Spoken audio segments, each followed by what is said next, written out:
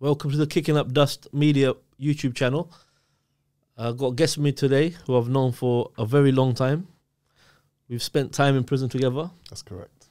And I thought it'd be good to get him on the show. We've got a lot of history and he's got a very deep story to tell. So let's get this going. Let's start. Welcome to the show, Brother Abu Bakr. That's correct. Also formerly known as He-Man. Yes. First question, why do they call you He-Man?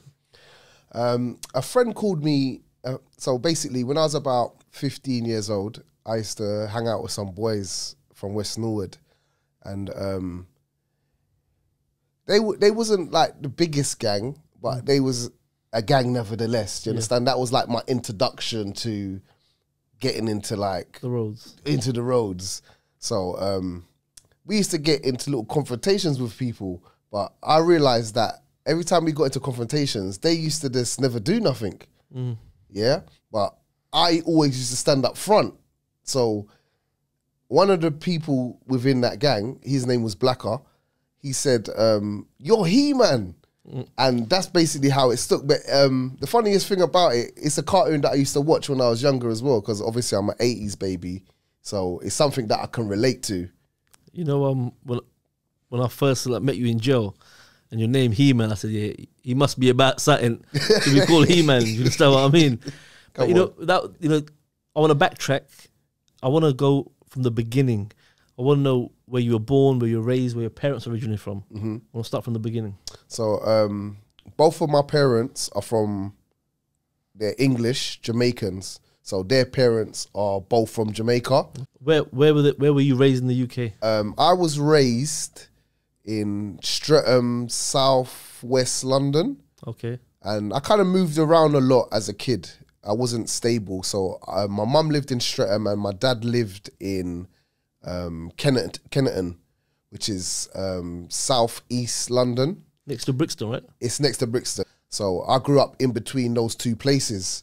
So I navigated myself around a lot of the little areas in between growing up.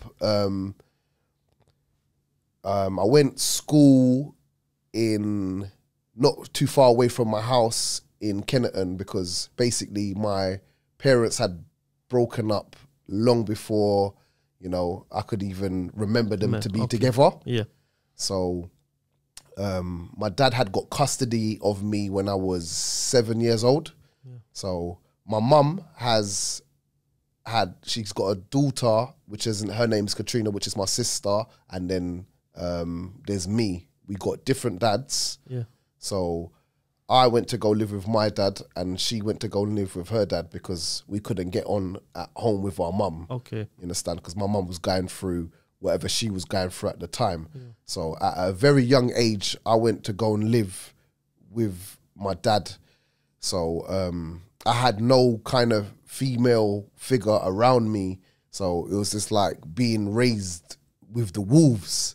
Do you understand? Because my dad was a very popular man for those times and now.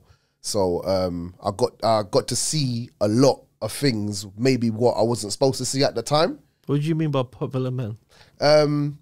Well, my dad you don't have to be exact. But yeah.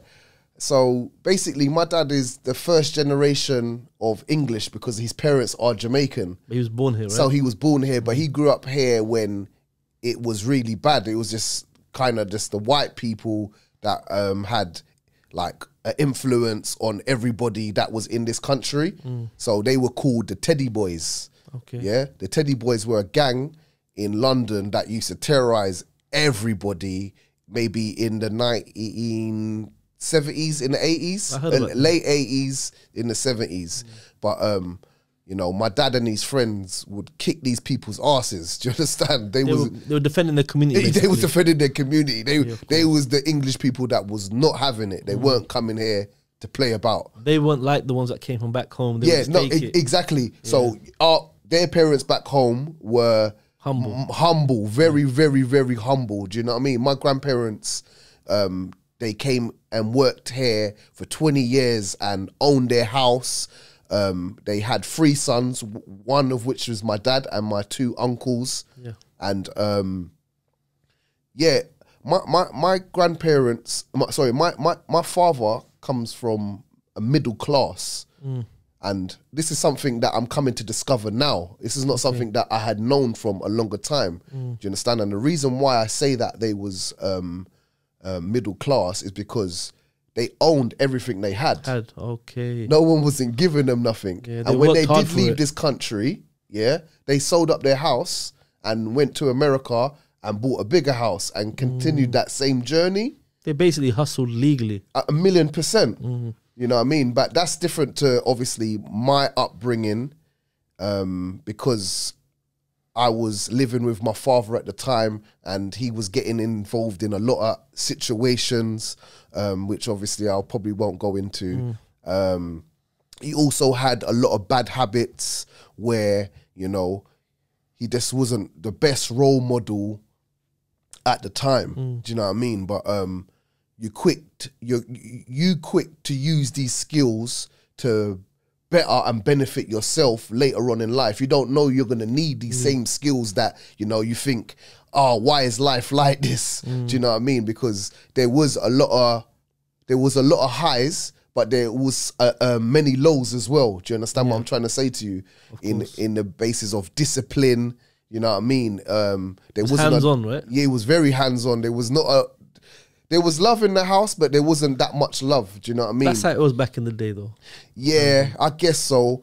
And there's a lot of teething problems. So the teething problems came with, you know, he tried to juggle a relationship where, you know, his partner had a kid and you're trying to integrate this kid with that kid and so on and so forth. So, you know, it didn't go as good as that it was supposed to. So obviously now you're in a situation where your dad's on certain bits and pieces, let's say. Yeah. And you're like transition from primary school to secondary school. What was going on in your life in that period? Primary school and secondary school. So so I left primary school. I got expelled from primary school because I used to get in a lot of trouble because there was a lot of things going on at home. So it didn't make me be focused on basically the things what you were supposed to be focused on. You know what I mean? So primary school, that ended up ending short.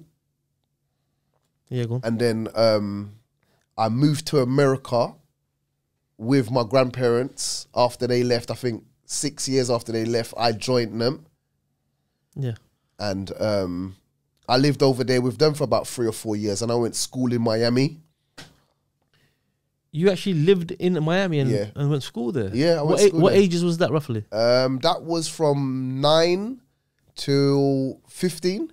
So you have proper memories of... Yeah, I got beautiful memories. I mean, my grandparents made me complete. Do you understand? Because like I was trying to say to you earlier on, I didn't have upbringing with my family as such. Do you know what I mean? I had a family with my grandparents. Yeah. Do you understand? Because that's where I learned a lot to love, care, just basic stuff. You know, my grandparents had a whole Jamaican shrine of ingredients that they had back home in Jamaica in their garden, and they would teach me what certain things are. So I knew how to live off the land and stuff like that, where I would never ever learn, ever, nowhere else. In South London. Yeah, no way. My granddad showed me how to use a ratchet, cut sugar cane, and, you know, they were very good people. Cultured people. Very good cultured people. I mean, beautiful. So it sounds like you had a good time out there. I did and I didn't. And I didn't because I was eager to come back home. Do you know what I mean? And this is something that we had spoken about off camera, about community. You understand? My community, I thought that my community was here with my dad and his siblings and his friends and so forth, and little friends that I made while I was here. I thought that was my community. So I just wanted to get back. So I done everything that I could to get back. So I basically fought every day at school, and it got to a point in America. In America, yeah. It got to a point of where I was getting into too much trouble, and you know, I I had obviously won a lot of fights and I had lost a lot of fights as well, you know, and because America is, you got access to guns. My uncle had like a legal firearm that he used to leave in his bedroom, you know what I mean? And I took the gun to school one day. Do you understand? Seriously? Yeah, I took the gun to school one day. Okay, so you basically sneaked his gun into school? Yeah. Did you get caught? No, I didn't get caught. Why did you take it? Because some guys were pressuring me. They was pressuring me about my accent, and I was just tired of having to fight all of the time. But this is something that I've come to realize later on that I was gonna have to do anyway. So at any point of my life, I've been fighting. This is secondary school, right? This is secondary school. What type of school was it? Like in the hood or? This is a high school. Yeah, this is in the hood. Oh. Yeah, this is in the hood. You know what I mean? Like, we don't live necessarily in the hood, but the divide is like literally across the road. Oh, you can't tell when you go in. Yeah. You wouldn't be able to tell. Okay. So because you had an English accent, you know, that's a reason. Because I had an English accent, you know, and handsome, you know, your girls probably want me. So, you know, I was just going through it. Do you know what I mean? And at the same time, you wanted to come back to the UK as well, right? Exactly. I had like full-blown big relationships with girls in primary school. I was a primary school at myself, so I'm not talking to... Yeah, so I had 2 girlfriends I wanted to get back to at that time. So at 15, you make your way back to the UK? Yes, I made my way back to the UK. Same place, South London, yeah? South London, yeah. And obviously you got to go to school in the UK now, right? That's correct. So what happens from there? So I dropped back into to England. My dad still lives in the same place as he was living then, as he's still living now. So, you know, I suit up and I go outside. So when I get back, before I leave, my dad owns a jewelry shop. Okay. Yeah, he owns one of the first jewelry shops in Brixton Market. And that was something big for those times. Like gold and things like that. Gold and them things there, do you know what I mean? So he was about that, business as well at that time. So when I came back, he's got a phone shop now. You know, in this same place, West Norwood. I saw a picture on Instagram the other day. He posted it.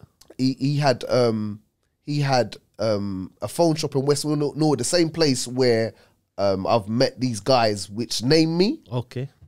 He-Man. Oh, the story. Yeah, so that's what made me be in that area. Okay, I was gonna ask, why were you in Norwood for? Yeah. So that's what made me be in that area to then come in contact with these guys to then be named He-Man later on in life. And then you basically start chilling. This became your gang, basically. Yeah, at that time, I guess I would never say that I was in a gang though.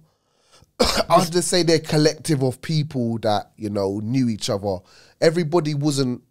No one wasn't calculated. There was no hierarchy. No one had no power over anybody else. You know, friends. We were friends. Yeah, exactly. Do you know what I mean? The reason why I say that it wasn't a gang for me anyway, is because of what you just said. And, you know, I would never label myself of being in any type of gang.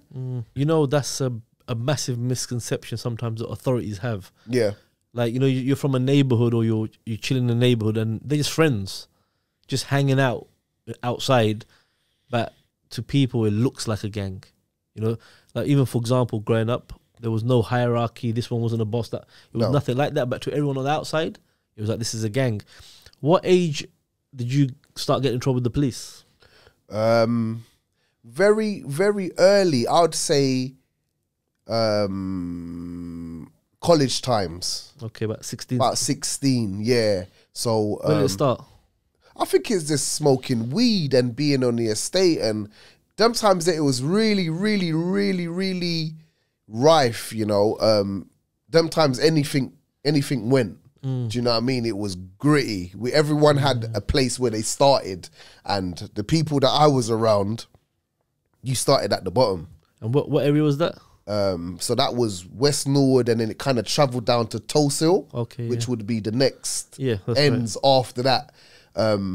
We had family that was associated to that area, and they were proper people. Do you understand what I'm trying to say to you? Because you're from quite a big, well-known family, right? Yeah, I wouldn't say. Yeah, I would say they're kind of big. Yeah, I would say that as well. Yeah. And what you obviously got involved in crime from a young age. Yeah. Like, what were you guys doing first? Like, where did it start from? For me, it started in Tulse Hill. For me, and yeah, we went straight and started robbing banks and post offices. Yeah. That was the MO. Flyovers. You want to explain that to the viewers? Because not So everyone flyover would be that basically it's like shabby in the abbey, isn't it? That's what they call it. So you jump up on the counter, you kick the ceiling through, and you jump and get on the other side. And then everyone takes whatever they can. Yeah. Get So hold of. is who can get what? You know. Shall I tell you something funny? So when I first met brothers from South, especially from near your manor, like around the areas there, Yeah. I'm not even joking. We were youth offenders, and every man you asked, like, "What are you in it for?" Bank. And I was like, "Is this like all they do is just hit banks all day?" Yeah. And there were so many men. It's the easiest stream of getting money right away. Like, you ain't got to wait. It's not, you didn't have to go and sell drugs and then wait till you finish your drugs to get money. So, yeah, exactly. It was you run in there. Sometimes they used to get lucky and walk out. Yeah. I mean, there's a lot of people from that, like my section of people that we was around at that time. They made a lot of money. Do you know what I mean? We done good as well. Didn't the police actually name it something in the end?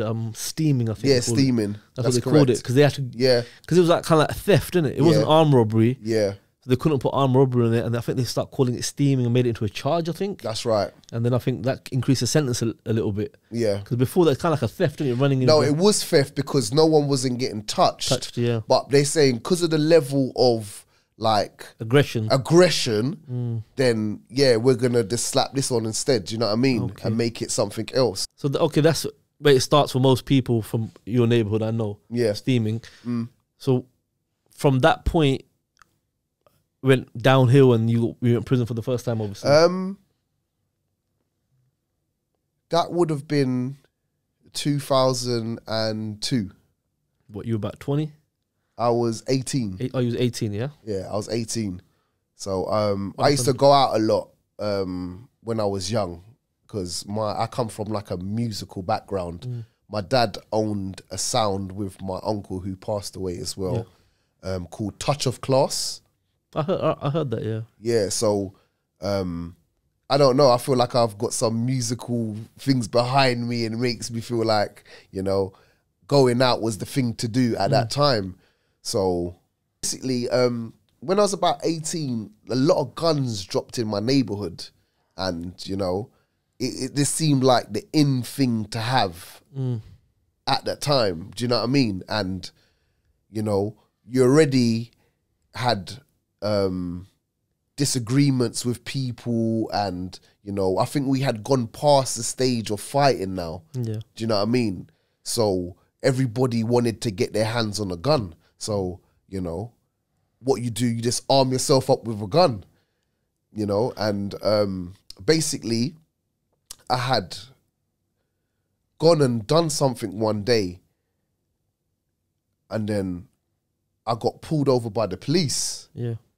And basically I tried to get away from them. Do you know what I mean? So what happened? You were driving? You were on foot? No, I was on foot. Okay. And it was late at night. I think it was about 2 or 3 in the morning, and I was like literally 100 feet away from my house. Oh, wow. And they was like, "Can we have a word with you, mate?" And I was like, "No." And I just took off. I ran until like my chest was wheezing. And they gave chase. So I thought, all right, then let me just send 2 in the air and scare them, so they can stop. Because, why would you run after a person who's got a gun? That's just stupid. And they ain't got no gun. And you ain't got no gun. So, I fired, I think 2 or 3. Yeah. And then they stopped running. So I thought, all right, then, you know what I'm going to do? I'm going to throw the machine and then I'm going to hide. So on, doing all of that, there was a cabman. And I think he just saw me moving in a type of way, and he just basically pointed out and say he's over there. And I got nicked that same night. And I got nicked for possession of a firearm to resist arrest. What type of firearm was it? It was a 9. I think it was a 9mm. And so you got nicked. What they charge you for? Possession of firearm to resist arrest. Because you let off in the air, yeah. Yeah. And obviously you got banked rights. Yeah. You went guilty straight away. I went guilty straight away. Yes. And you went in prison. What sentence did you get? I got 10 years. Youth offender, right? No, I was in Belmarsh. Oh, they took you to Belmarsh, I went Belmarsh, yeah. Okay, cool. So what that was your first time in prison That as was well? my first time in prison. So usually people get a few months first and they work their way up. Yeah. You literally got 10 years first time ever. That's correct. What did that feel like, man?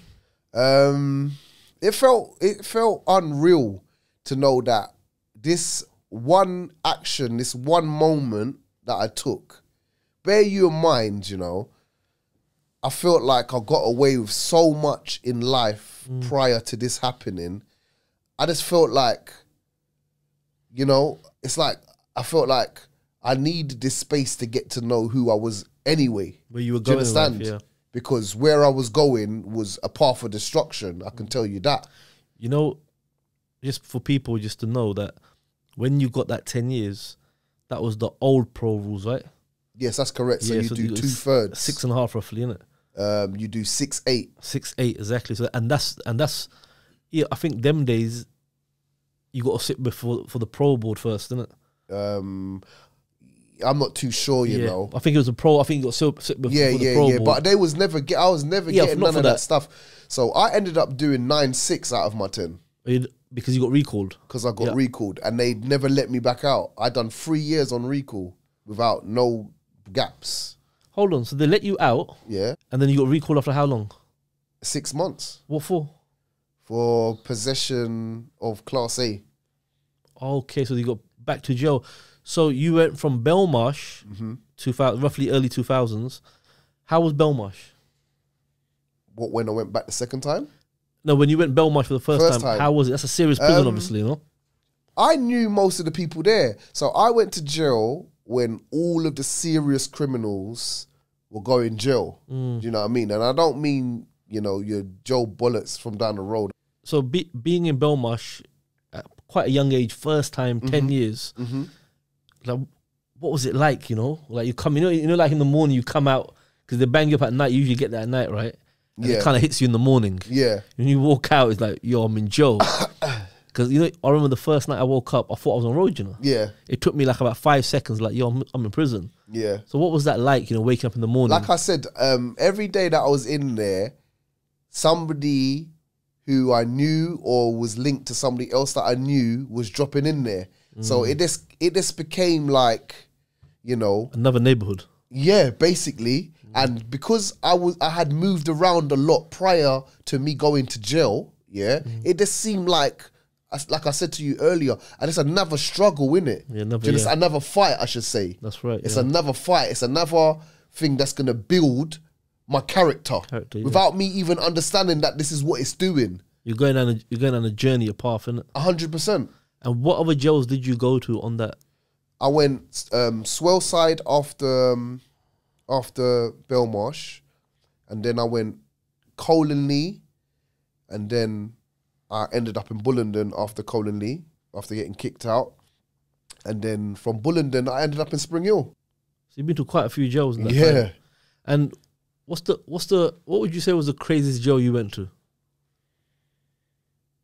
I think Swellside was kind of violent. Swellside it was because, you know, you had people doing a long time in there, so you had a lot of people with nothing to lose. And I think with but I made some good relationships and friendships with people, you know. Because you could cook your own food in Swellside, That's correct, but you also can get your face melted off. Yeah, so the hot oil, you got to know how to act in prison accordingly, you know. It don't matter who you was out on the road. You know, it's about who you are now and who you are in that position and how you deal with people and how you deal with respect and things like that. And I think, especially in Swellside, is one of them jails that a lot of outside beefs continue.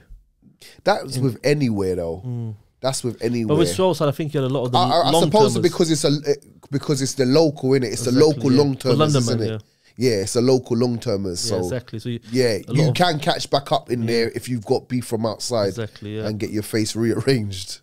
So obviously, then you went to Bullingdon. That was on that sentence where me and you met each other. That's right? correct. Yeah, You were in there for quite a while. I remember.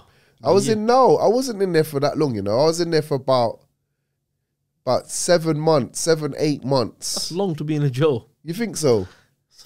Some people behave, they last, obviously, but Yeah. we didn't really behave, you know? No, of course, that was your local though, and Yeah. basically what you was trying to achieve and what I was trying to achieve were two different things. Yeah. What were you trying to achieve? You wasn't trying to achieve nothing. Mine, I was coming to the last legs of my situation. So what I wanted to do is work it so I could get my rehabilitation, which was supposed to be granted to me. Granted, yeah. Do you know what I mean? And that was still on that first sentence without getting out when I met you. That's correct. Oh, so you hadn't seen Road for like 7 years? I hadn't seen it for 7 years. 7 years, yeah. That's correct. Okay, cool. Because I remember you came. I can't remember. I think I might have been in you. No, I think you was there and I came there afterwards. I can't remember which way around it was. I came back there from the circuit. Yeah, I came back. That's where we linked up, innit? yeah, that's correct. For the first time. That was a long time ago, you know. But how did you find that prison, Bullingdon? I found it all right. It got me my DCAT. Got your DCAT, yeah? You know what I mean? And I didn't do too much. Basically, you know, I was good with the applications. They was adhering to the rules. Enough prisons don't stick to the rules in when time to give you DCAT and rehabilitation. Yeah. You've got to fight for it. And I had to fight for it as well, but they was as open to hear what I had to say. And yeah, they released me. So I'm blessed for it. Yeah, do you know what I mean? They released you. So DCAT is you go to open prison and you can get ready to start going home, basically, innit? That's correct. Yes. For me personally, I had a hard time in there from the staff Yeah. because obviously we weren't really behaving. No, of course not. Now it was more like, you know, because it was local. Yeah. They didn't like the authority we had in there. Yeah. No, without a shadow of a the doubt. authority. They were like, you know, like, who the hell are you? Yeah. And they really kind of got to them, I think. So my thing in jail, I was more against the prison officers. So if I ever got my record, it would just have loads of nickings on there for me punching in officers' faces, Disobeying orders and stuff like that. No, punching in their faces. Yeah. Do you understand? I had 2 outside charges when I got released from jail. Yeah. So I was on bail on the day that I got released. I went to court. What happened with them cases? The judge basically dismissed it because, you know, they had kicked my head in, you know. What prison was that? I was in block for about 6 months. What prison was that? High Point. That's one thing. You could catch a little sentence for that if it goes wrong, you know, for hitting an officer. Yeah. I know someone who got 3 years. Scrubs. Sorry, it was Scrubs. It was Scrubs. I know someone. It was Scrubs, I know yeah. someone who got 3 years for punching. So basically, how that happened is it was during Ramadan and they didn't take my box in the morning. So that means that I wouldn't have a hot meal for when I open my fast later on in the day. Yeah, okay. So basically, what I'd done, I'd rung the bell, and I was like, "You haven't taken the floss." I was all polite with it, and the guy come in the cell, and he stepped on my prayer mat, and he was so disrespectful to me. You told me about that, and I just mashed him up. Yeah, I remember you told me about it. Till they came, and then I threw myself on the floor. They'll rush you, innit? Yeah, and they gave me a hiding, but they broke you up, yeah? Yeah, they brought me up, but I got about 2 of them down. Yeah. And then they shipped me out. I actually remember you told me that when I was with you in prison. Yeah. Yeah, I remember from I think it was Scrubs or somewhere. Yeah. And so when we was in prison together, like I said, for me personally, they were kind of like, how can I put it? Using the system against man. Of course. You keep getting blocked. Yeah. What happened? I already lost my parole, innit? Yeah. They said you're not getting a parole. So it's just going home now. I didn't really care about it from day one anyway, personally. No, of course. But because I knew what are you gonna really do? Yeah. What are you really gonna do to me? Prison's prison, innit? Just now. I mean, yeah. So they would keep taking me down the block on suspicion. I'll be like them for 3 weeks. Yeah.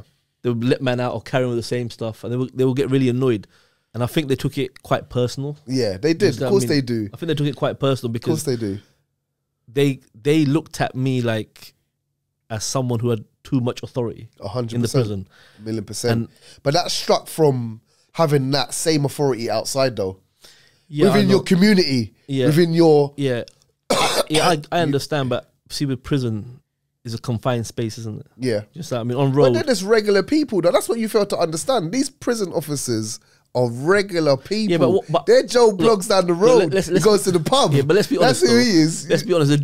They have a job to do. That's I suppose. I mean, they have a job to do. Yeah. And obviously, it's not like we were going on with good things in there. We would do some naughty things in there. You just do what you can do to survive. Yeah, you exactly.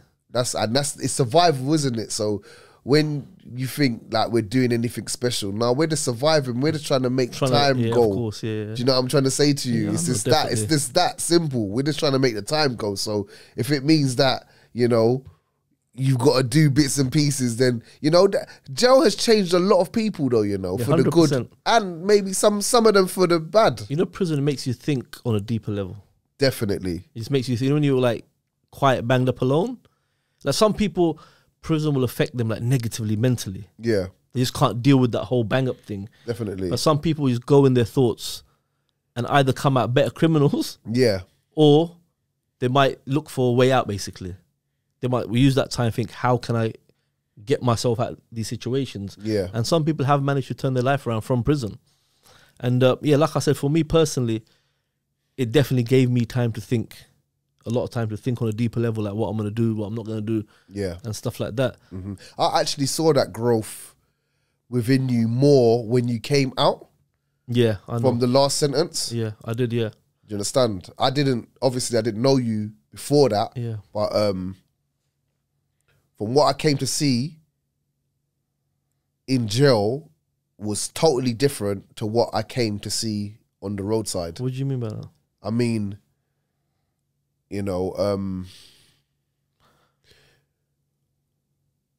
when we was in jail, you know, everyone, you're at your highest level of iman in jail. Mm. Yeah, you should be anyway, because at the end of the day, there's the least set of temptation there for you, and you're in a bad situation, and Allah, this is the best situation that you can be in for Allah. Yeah. Do you understand? Because temptations are not there. Do you understand what I'm trying to say to you? Yeah, definitely. And he can see your niyyah inside, your intention. You understand what I'm trying to say to you? Yeah. So, you know, I saw brothers like yourself making genuine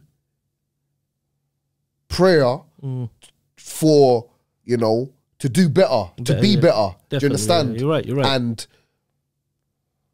I also saw you not turn your back on it.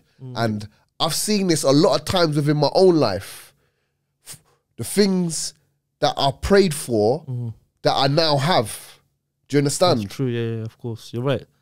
I think when I came out, you see, like you said, there's no temptations really inside, yeah? Yeah.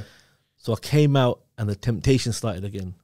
The nightclubs, you know, everyone around you smoking weed. And usually people start going backwards. Yeah. But every time I was taking a step backwards, I feel guilty. Yeah. Like, yo, man. But you should do. If you don't have that within inside of you, you have no more iman. I told the story in one of my previous podcasts.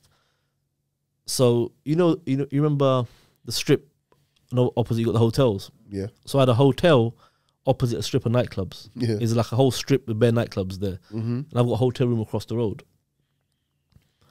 It's summertime, we're in a hotel we're in the nightclub about 11, half 11. Yeah. That's prayer time. Yeah. So this is like about 2 or 3 weeks after coming out of prison. I told my mate, yo, I'll be back. His whole bag of us in the club. I said, I'll be back. I went to the hotel, I prayed, and I came back. Even though it don't sound like great, but because I was starting to go backwards. Yeah.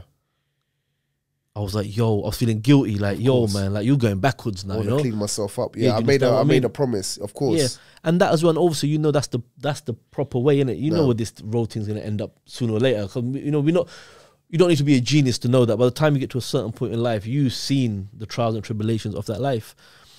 So you might have forgot this, but I ain't forgot it. I was going to Oxford. You asked me to drop some money off in Oxford, if you remember. That, yeah. And yeah, the X5, a black X5. Yeah, no, it was a gunmetal grey. Okay. Yeah, gunmetal grey X5. So I went to drop some money off for you. You were still in prison, I think. That's right, yeah. And I will never forget what you said to me. You said to me, you know what you said to me?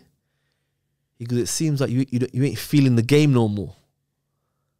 And he was right. I wasn't feeling the game no more. You know, the drugs and stuff like that. That's correct. It put me, I knew that how evil this thing was, isn't it? Yeah. And he said this to me, you know. He goes, it seems like you're not, like, basically what he said, I can't remember the exact words. He said, it seems like you're not feeling the game no more. And I kind of like just brushed it off. Yeah. But when I put the phone down, I was like, yo, he's right, you know. I'm not feeling this no more. And remember, we're at the peak of our so-called careers. Do you understand what I mean? We're at the peak. But I was like, and that was something that stayed with me. There's a few other things in the future, what we can talk about afterwards, that he said that stayed with me to this day. Do you understand what I mean? And it was literally not long after that, I left the roads. Yeah. And I think I spoke to you, and after I left, I said, I'm bouncing, leaving the roads. Yeah. And I think to a lot of people, it was, don't get me wrong, some people... They didn't know how to take it. Yeah, they didn't. Not because, you know, they just didn't want to maybe put their temptation on you, because that's a bad thing as well. Yeah. You know, you have to remove yourself fully from all of what you think is good for you, because at the end of the day, you know, it's a sin upon sin. People adding sin on each other. You know, it was hard. Like, I never say it was easy because of the temptation. You know? But ultimately, I knew. You didn't want to lead people down destruction, not on the back of you anyway. Yeah, and myself to destruction. No Muslim should want to do that. Yeah. No Muslim should want to take and bring no one down a garden path of this manic. No one should want to be that. No one should want to do that. Let me ask you a question. You see, when I left the road, like, it was such a big thing from where we're from. Yes. Like, it was, people couldn't believe it. That, do you remember what P said? You forgot, you told me afterwards. P asked you, because I remember I cut P off as well, innit? Yeah. I cut him off. Yeah. He didn't know what happened. Yeah. And you said to him, my man's left the road. He's trying to be practicing Muslim. Yeah. And P said to you, we see how long that lasts. Yeah. You remember you told me that? And we were laughing about it, you know? He didn't mean it in a bad way. No, but he's seen it so many times. But at the same time, what the difference with that is that P's not Muslim. So, you know, his interest is different to anybody else's interest. His interest is about just getting to that bag where, you know, if you say you're not doing nothing, the man ain't trying to hassle you to do nothing, because at the end of the day, getting one person out is better than having all of us in. 100%. Do you understand? And maybe, you know, you can, it's like that old saying when they say, if you go in a shop that sells perfume, then you're going to come out smelling like perfume. The hadith is basically a hadith from the Prophet Sallallahu Alaihi Wasallam. He said that if you associate, I'll summarize it. He said that if you associate with people or someone who works with, like, you know, iron, fire and iron, steel and iron, like, you're going to get something like, he's going to make your clothes smell, he's going to burn your clothes. So it's going to be a bad impact of being around. It's a metaphor, right? But if you hang around a person who sells perfume, that perfume's going to rub off on you, you're going to smell nice. Do you understand what I mean? That's like a metaphor, the hadith is. So if you hang around with someone who's doing badness, you're going to end up on badness. That's correct. If you hang around with someone who does good things, who like works legally, hustles legally, you're going to probably follow his path, and which is so true from our experiences. Because all of us at one point or another met that wrong guy in life. Yeah. Who we said, yo, that's my guy. Yeah. And but for what reason? Your guy, a person being my guy is a person introducing me to Islam. That was my guy. That was my guy. Should I tell you something else, what you told me? I will never forget this as well. So let me just clarify for the viewers, some of the stories I told about Brixton, my dealings, money dealings with people in Brixton, this is one of their friends. Like, he knows them well. I've told a number of stories about P and the man there, you know? So I had left the road, and one day I was in my neighborhood just chilling, not doing nothing, Yeah. and you call me and you're like, what are you doing? I said, I'm missing my ends. But remember, we had a lot of beef and drama when we was on the road. Yeah, that's on the correct. road. Yeah. And you kind of like, you were a bit upset and you said to me, bro, what are you doing? I was like, I'm just here, just chilling, innit? And you said to me, bro, just because you forgot about the roads ain't forgot about you. That's correct. Meaning, don't think you just like walk around willy-nilly like No. nothing's going to go on. I was like, you know what? My man's right though still. You know, because I was loose balling. Yeah. But I was loose balling on the fact that, bro, I'm not on the road no more. Yeah. But a lot of people who don't understand what man's trying to be on, they look at it as a weakness. But I got bros on road who are beefing when I was like 16. They ain't forgotten. You know, some people don't let go. And No, of course not. I mean, they just won't. They refuse to let go. no. What you're talking from a perspective of South London. Yeah. That's the difference. I think where you guys are from, I think when a brother walks away for the sake of Allah, Yes. it's kind of given like he's done. You'll give him a pass. It's done. You know, Yeah, whatever. 1,000,000%. Understand what I mean? And know that same brother, people will come out for him. Exactly. Yeah. People Boom. that who are just by the book, and people that who are on the road as exactly, well. yeah. I think so you don't want to mess with that person Yeah, there. exactly, That's the worstest That's person what that I'm you saying. could ever mess I with. think where we're from, that part of that culture is not as strong. Especially Yeah. back then, it was strong in your ends. Yeah. Like, that was like a big thing in your ends back then. You know what I mean? Yeah. So I think it wasn't really like that here, because we've got different cultures. But Yeah. at the same speed, I mean, you know, if you was beefing with somebody who's Pakistani, yeah, they knew how far they could take it, because we would take it back home, and then what's gonna happen? Yeah, but most of my most of my Do you understand what I'm saying to you though? Because your things link back like that. But you know what so with the same with my thing. Yeah. If I'm beefing with a black Jamaican, yeah, it can easily go back home. back home, yeah. Do you You understand? know what the thing is with us? Most of our beef, most of it wasn't with Asians. No, it was understand? outside. It was outside Yeah, yeah, communities. no, you know what I'm saying? come So on. that was the problem, innit? You Yeah, know what I mean? yeah. They're not like you're beefing with a man not from your community. Yeah, yeah, yeah. There's no way to even sit down. Yeah, yeah, You know, yeah, it's there yeah, because it's yeah, not gonna 'cause they happen. don't- yeah, yeah, Pride, yeah, yeah. ego, you know, whatever. Yeah. So that was another thing, you know. Another thing I want to ask you now. So you came out of prison, obviously. I know the story. Yes. You came out, got caught up again Yeah. in the game. You know, was there as we do, Yeah. as I did many times. Yeah. A number of things happened in your life in that time. You got stabbed multiple times. I got stabbed multiple times. I lost a friend, a very, very good friend of Yeah. mine. Can you just that period of say between 2010, I think, right? Yeah. 2010 to 2017. If you could just summarize what was going on in your life. Ooh. 2010, I was in jail. I went back to jail. You got 2010. recalled, yeah? Yeah. So I didn't come back out until 2012. So you went in jail for selling drugs, right? I got hold of possession of drugs. Drugs, okay. There was no Evidence. charge or evidence to like to falsify to say that I was selling drugs. But went back on a recall for 3 years. 3 for that. years. Yeah, that's correct. Wow. So what year did they let you out then again? They let me out 2012. For one mistake you made, Yeah, from 2009. and no one got hurt No one got hurt. in 2002, right? Yep. You're still paying the price. Like how many years later? That is crazy, you know. Too many years later. That is crazy, you know. Too many And that's years later. and that's what I try to tell the youngsters. That's the way this thing goes, you know. Yeah. You know? So okay, so you you come back out of prison now, 2012, Ross. That's correct. And what you start doing now? I'm selling. I'll go back to selling weed. You know, I got a little weed plug. I'm selling weed. I think that I'm trying to help the community with the little guys them around at that time. So I give my baby mother's little brother some weed to sell, and he gives it to his little friends them, and they try to shoot my pack. So I find the guys who try to shoot the pack, and I just brock them up. I mash up every last single one of them, and you know, I go jail shortly after that. And 2 years. What did you go to jail for this time now? Sorry. What did you go to jail for again? No, that was the same. That was The same- recall. that was the recall. Okay. So yeah, I yeah. was linking them in 09, Okay. and then the incident happened in 012. Okay. Yes. Do you understand? So because my incident overlapped the situation. Situation, Do you yeah. understand what I'm saying to you?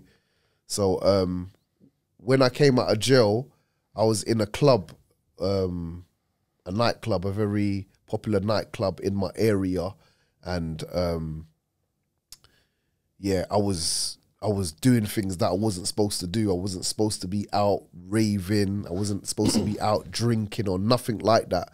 But this is just a course of action that I chose to take. Maybe because, you know, when I took my shahada, it was whilst I was in prison and whilst I was young. So there was a lot that I hadn't been able to do. You feel you so I missed was out. locked up all of my 20s. Yeah. I didn't come out of jail until I was 30 years old. Do you understand? So things that what people would do in their 20s, I never got to do. Do you understand? You feel like you missed out, right? I felt like I was missing out. So, you know, I got into with another crowd, not an Islamic crowd, because Islam was something new to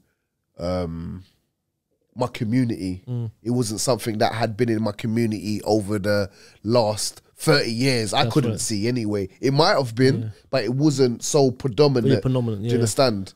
You never had like it was us guidance when you came out. No, it was more people my age that was bringing Islam to my community. Do you understand? And some of them didn't even fully understand it themselves. Yeah, exactly. Do you know what I mean? But we figured it out. We figured it out as the time went along. Do you understand what I'm trying to say to you? Like, now, any generation under me is Muslim in my family. Yeah. So any girlfriend that I've had, she's Muslim after me. Yeah. Yeah? Any child that I've had, they're all Muslims. Mashallah. Do you understand what I'm trying to say to you? We changed that. Yeah. We changed that. Do you understand what I'm trying to say? You know, a lot of people, what they don't understand is most of the people that we know that turned their life around is because of Islam. Definitely. And this is one thing the media would never tell you. And we're talking about real violent madmen on road, you know? Came, turned their life around, and be the humblest guys. You would never even know they were roadmen. No. They completely just flipped it, you know? And this is, you see the negativity we get on the media. Yeah. Like they don't have a clue what they're talking about because we've seen how the religion has changed people. Most definitely. To become like pillars of the society, you know? My cousin, I have a cousin that used to be a very well-known boxer. And when he turned Muslim, he decided not to box no more because he felt that it was against his religion to do so. Like hit people in the face and stuff like that. Exactly. Yeah. Do you understand? That's how far within his deen he's going. Yeah, exactly, do you understand? Yeah. Because on the day of judgment, guess what? It's him going to be judged. It's not going to be you. Exactly, it's not going to be me. Every man's got to face his own deeds, isn't it? And this is the reason now, that I've changed, I shifted my angle to, I used to think, I used to judge people a lot. Muslims, non-Muslims, but you know, there's a saying in Islam as well. One finger points at you, and like 100 point back at the other person who's pointing the finger. We shouldn't really be pointing fingers at people. You know, we need to. In the Quran, it says, "Save yourself, save yourself, and then your families." You know, and like you look at a lot of people nowadays is pointing at everyone. That's correct. They ain't looking at themselves. They're not looking at themselves. You understand? Just want to get to that point. So you were in the club, and that's where you got stabbed, right? Multiple times. That's correct. How many times did you get stabbed? I got stabbed about 9 times. Where? All on my front torso and on my legs. Seriously, missed all vital arteries, everything. Everything. Yeah. Look at that, man. Like some people get stabbed once. It's a wrap. And that was another thing. So basically, when I got stabbed, the realization of me getting out that club, I had to, because I was not going to die in that state. So I made a prayer to Allah subhanahu wa ta'ala at that very moment. Do you understand? And I also said the shahada because I thought that I was going to die. Do you understand? Bad, yeah? I mean, I got stabbed 9 times. You don't know. People die from one stab. Do you understand? But there's a saying as well, you know, what I've been through, you may not get through. So I made it through. SubhanAllah. Allah made me, you know, manifest the things in which I wanted to happen. What year was that? 2012, late 2012, going on to 2013. So once that happened, you start moving different. I already had a kid by that time. I had my son Zaid, and you know, I wanted to live for him, not just like I just wanted to live for him. I wanted to, you know, make sure something like this didn't or wouldn't happen to him. Do you understand? I wanted to, you know, just do things the proper way. Do you understand? And not being caught in a situation that could have ruined not just the life that we're living now, but the life that we're gonna get in the grave. So it gave me a chance to basically repent and, you know, get it right. Yeah, that mashallah. And you know the thing is, sometimes you got to go through certain tribulations to realize certain things. You know, most definitely, 100%. So that was like an eye up. And I remember you said that. Yeah. After that day, you didn't put yourself in that position again. Definitely not. And now, you know, just want to like fast forward a little bit. So obviously, you know, we know it takes time to leave the road. We know that. Yeah. You know, you got to go through a few bits and pieces. But in the recent years, you've managed to kind of really turn your life around. Yeah. And you got into a new hustle. So I started to do a couple of things. So about 3 years ago, I was living in East London, and I met my partner, my now partner, with my 2 kids. We was living in the Olympic Village. I had just a couple of my friends that I was hanging around with when I was young. They had come out of jail maybe about a year prior to me meeting this girl. Yeah. And they had been away just as long as me. So this was our first time back on the road since everyone all at the same time. Yeah. So I was getting into little bits and pieces with these guys. Like we was doing things that we was doing when we was 20 years old, because life has basically dished us another bad card, and this is all what these guys knew what to do. Do you know what I mean? So I went down that road again. Do you know what I mean? And taking people's money. Do you understand? So when did you get to a point where like, I'm done with this, man? I'm done every week. I'm done every week. And I mean, there must have been a point where you were like, enough's enough, man. It's always, I mean... Every week I know you said to yourself, I'm done, but you just keep going back. No. When it's not keep on going back to nothing, I'll tell you the truth, you know. I mean, you know, I'm much more stable than I've ever been. Do you understand what I'm trying to say to you? So I don't have to entertain like nothing. Like I have a family, I've got, you know, that I adore, that, you know, we do most things together. You've got a business now. I've got a business. I flip properties. My business name is my dad's old music name, which is Touch of Class. Seriously. So my property company management property is Touch of Class Property Management. Yeah. So we've got that. We've got Champion CBD. It's medicinal purposes, exactly. But I did want to check it before I started advertising and putting, obviously, that name to it. Do you understand what I'm trying to say to you? People are not getting high off it. No, definitely not. No, they're not. They're not. You know, that's the question I'm really trying to ask you, though. Yes. So you mentioned now what you're doing now. Yeah. Where was that point where you said to yourself, bun the road? About 2017, after I had my second kid, I said to myself, I just want to do things the right way. I'm older now. All of my friends, you know, they're either in jail or they've made it out. Yeah. Do you understand? So I was in a funny place because I hadn't made it. Yeah. And I wasn't in jail. Yeah. Do you understand? So in the middle. I was in the middle, but I figured it out, you know, and that's the greatest thing about if you can do the right thing. Yeah. If you stay out here long enough, you'll figure it out. I know. You know, when I start speaking to you again, obviously we lost contact. You know, we've lost contact a number of times for the years. Yeah. For obvious reasons, you know, the road is the road. Yeah. But it's just good to see the place you're in now. Yeah. You understand what I mean? Of course. It's good that you kind of got there. Because a lot of people, most people, I'll be honest with you, didn't even get there. No. They just keep going around that circle. One more try, one more try, one more try. Exactly. And we know, you know, we know what happens. Yeah, it's a revolving door, isn't it? If that's what you want it to be. I'm going to mention a couple of things about you. I felt always that you were extremely loyal to me. Yeah. I felt that, you know. Yeah. And I'm not going to go into details, but there was a number of issues that, you know, that transpired, and where I saw where you stood, I was like, yo, that brother there is real, you know. Yeah. While you were still in jail, I had lost contact with you.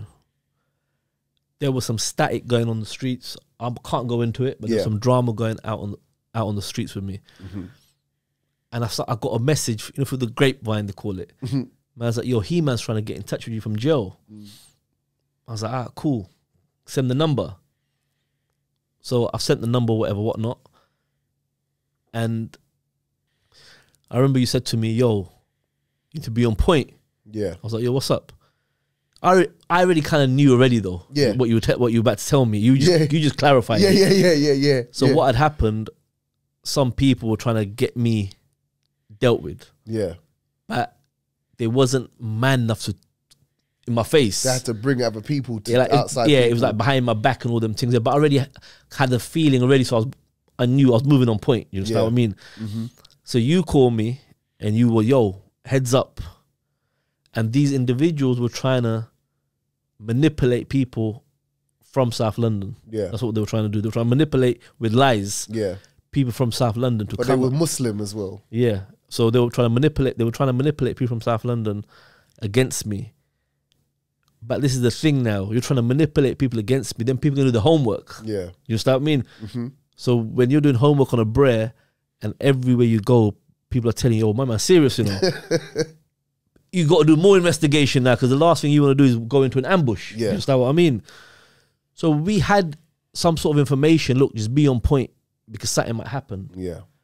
And you just clarified it. But I remember you told the people, nah, that's my brethren. Of course. Like, that's my people. And it was there. This ain't going nowhere. And there, it was you and one other brother as well. Because obviously the people that, it's not the people from South London's fault. No. It was the information that they're getting from people that in the area. Exactly. It was the guys that were trying to manipulate. Yeah. Oh, they were manipulating, obviously. It was lies, yeah? Yeah. So you told me, look, don't worry about these dudes, you know, there. Of course. From here, they're good. Yeah. You got to worry about your guys, you know. Alhamdulillah, it got resolved or whatever. But I remember like the way you're positioning in that. Of course. And I was like, yo, my man's real, you know. You understand? I mean, this was like what, I don't know, 12 years ago, 13 years ago, 13 years ago, something like that. I can't remember now. Come on. But like, that was real because you didn't have to do that, innit? You understand what I mean? Lair, man. Yeah, so I always kind of remembered that. You understand what I mean? And Allah ultimately is a protector. There's a second incident. This was before, actually, a couple of years before that. Yeah. Or maybe a year before that. Yeah. Where there was an incident happening in a nightclub. And we were on one particular ute. Yeah. And that ute was kind of heavily linked with the guy from your neighborhood. Was he from your neighborhood, that guy? Yeah. He was from my where I actually live. And he was a heavy guy, don't get it twisted. He was a heavy guy. He was a heavy guy. He was older than you, right? Yeah. Yeah, he was a heavy guy. So yeah, this individual we've got into like a serious issue with now, and we're on the ute now. So the ute's like ducking and diving, innit? He's trying to avoid us. Yeah. So one day I've got a phone call from the guy from your hood. Yeah. And obviously I know he's a serious guy. Yeah. But like I said, I'm a serious guy. So of course. Cool, oh yeah. But the thing is, you know, is the way he called me. Yeah. If he had come as a big man and said, yo, brother, can we talk about this? You know, there. That's his mistake he made. He's like, yo, basically, you got to stop looking for my man. if he didn't come across like that, yeah, we could have resolved it. Of course. But now, my ego, innit? No. Just know what I mean? Yeah. I say, yo, I'm going to definitely find him now. Yeah. Just know what I mean? Like, that was my attitude back towards him. And I was like, yo, I'm on him. Yeah. Peace. And I put the phone down. Yeah. And he's got to react to it now, innit? Yeah. But does he really want to get sucked in? No. Do you understand what I mean? Like, he thought he could do it with a phone call. But then I remember I phoned you up. Yeah. And you were like, yo, the bread's from around here. Yeah. So I was like, what? We can see him, yeah? You're like, yeah, we can see him. You know, I was there. You actually said to me, don't worry, I've got this from Yeah, from that point there. From that point, they've got it, innit? Do you understand what I mean, or whatever. So, like, I remember you, like, very fiercely loyal to man. And I think that was the bond we made in jail, innit? 1,000,000%. Do you understand what I mean? The way we kind of carried ourselves and whatever. 1,000,000%. So, yeah, you know, so I always respected that. When I ever lost contact, I'll ask people, I'll meet people from the ends. I'll be like, yo, where's my man? Yeah. How's he doing? And then we got in contact again through another brother from South. Remember? Yeah. About 3-4 years ago. Then we like lost numbers again. Yeah. Because when you're on the road, people change the number 6 times in a month sometimes. Yeah, that's right. You're just not gonna keep. Yeah. If you're making money with the man, you'd have to give a man your email address or something. You know, you always could reach out to someone, or someone could reach out to someone. You know. Yeah. And that's just how it kind of. Yeah, no, but that's what it is as well with your community as well, because you're so predominant. Yeah. I could go on that road and ask for you, and they would take me to your Someone will They find would, someone. though. Yeah, get a number. Yeah, that's true. You know. You understand what I'm saying? You know, so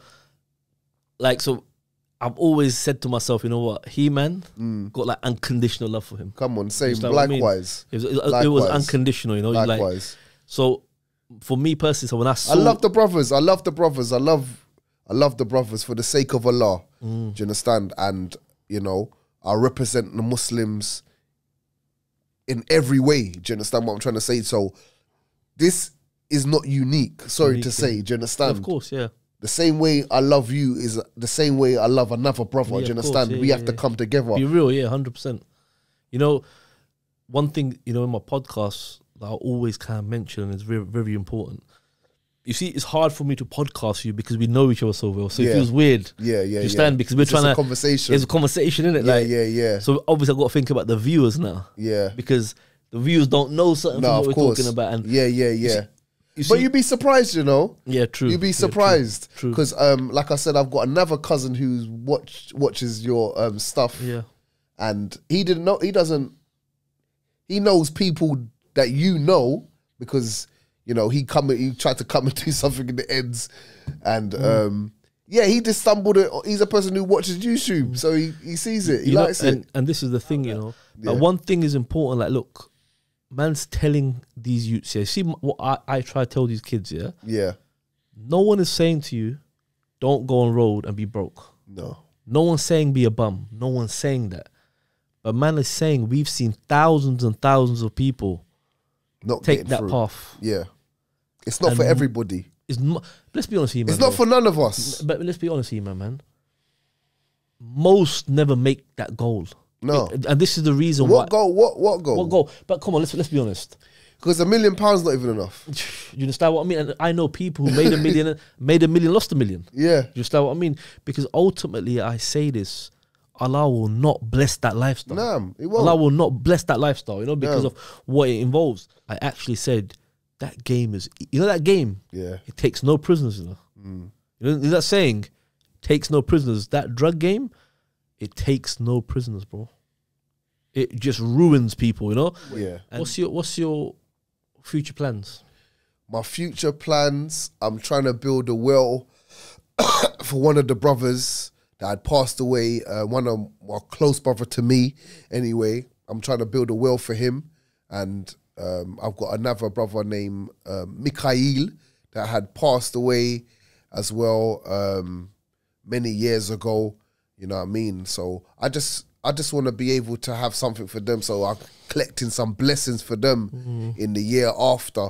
Do you understand? And you know, just not forgetting people, man. Yeah, do you understand? People, I don't, especially good people or people that were good to me anyway. Do you understand? And you know, we're supposed to do this. Somebody's supposed to do this for us within. You're meant to take care of your people, man. 100%. But you know, I don't think there's a lot of information that the brothers and the sisters know within my community. And if they do, they don't always act accordingly by actually doing it. Do you understand? Now, we know the only way you can be saved in the grave is if somebody's making tawbah for you. Yeah. You got some charity you left out here, like, do you understand? Like a well or water well or something like that. So, if you haven't got that, like you built a school or hospital or something. If you don't have that, or you didn't do that, or none of the brothers or sisters are coming through for you, you're done out. You're done out, yeah, of course. You're done out. If you, the older you get, man, if your thinking don't get more advanced and on point, it's just like you're going around in a circle, man. Exactly. Chasing Look, there's nothing wrong with chasing certain things, but you can't let go of your fundamentals to chase them things. Save yourself. Yeah, exactly. No, but it's true though. Save yourself, man. 100%, man. You understand? Because the day of your Qiyamah is real. Yeah, 100%. Yeah, and you better can prepare as best as you can and be going there with a load of good deeds. Yeah, 100%. Inshallah. You got to try to help people, man. Help yourself and help people. 100%. 100%. But I'm more or people as well to run to Allah. Do you understand? Because ultimately that's what is going to save us, isn't it? You best believe that. I know. You best believe that. And also, like, while we're doing this thing, even for people who are not Muslim, they could see from man's conduct the change. Yeah. Like even they. But even if they don't see it. Yeah. Even if they don't see it. Yeah. You just got to keep going. Yeah. You got to keep on going. Yeah, of course, 100%. You're right. Because ultimately, like, in a way, we're kind of representatives, ambassadors of our religion. Do you understand what I mean? Most definitely. So especially on camera, like, you got to uphold a certain thresholds. Most definitely. People are looking at and you're reaching so many viewers. Do you understand? So if you're going to reach so many people, it's better you reach them in a better light than in a negative light. Yeah, 100%. Because that will go against you on the day of judgment. 100%, yeah. Do you understand? Man, big up everyone, man. I'm glad you came down. It was... But we've been meaning to link up for so long. Come on. And end up meeting up like this, man. So I appreciate everyone listening. Guys, share, subscribe, like. Instagram link in the description box below. I want to big up He-Man for coming down. He come down from quite far to do this. I'm glad you're looking good. Thank you. You're moving in the right direction, man. So alhamdulillah, man. But anyway, guys, I'll be back soon with some more content. Peace.